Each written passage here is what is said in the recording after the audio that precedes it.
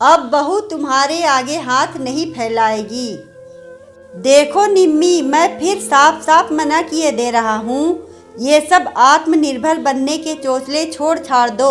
जितना देता हूँ उतने में ही गुजारा करो।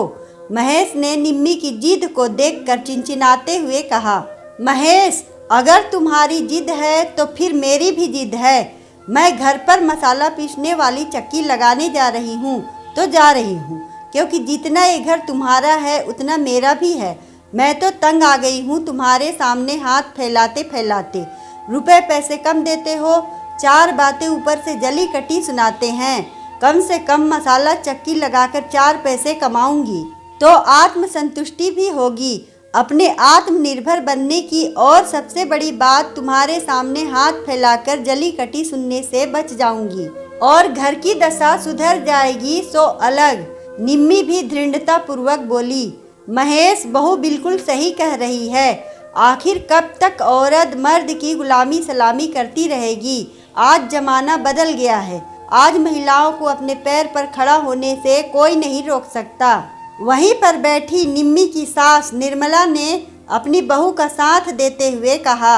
अम्मा, तुमने ही इसको सिर पर चढ़ा रखा है, वरना इसकी हिम्मत नहीं थी कि ये मेरी मर्जी के खिलाफ एक भी कदम उठा पाए।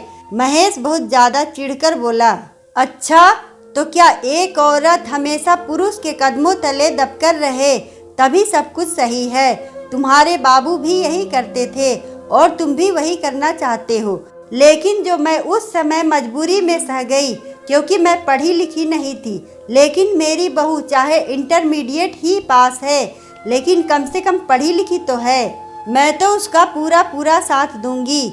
बहू, तुम जब खड़े मसाले मंगवाओगी तो उसकी साफ सफाई का जिम्मा हमारा। इस बात के लिए तुम निश्चिंत रहो। निर्मला भी निम्मी का साथ देते हुए बोली।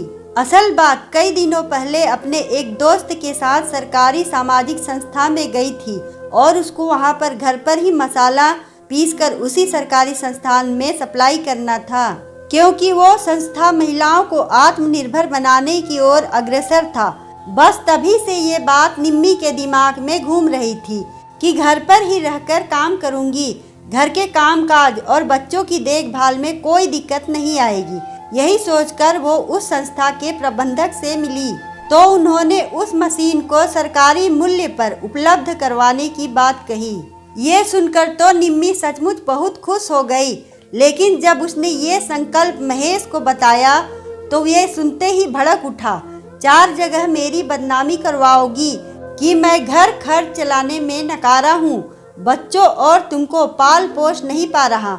मेरे इस घर में तुम्हारी कोई मनमर्जी नहीं चलेगी।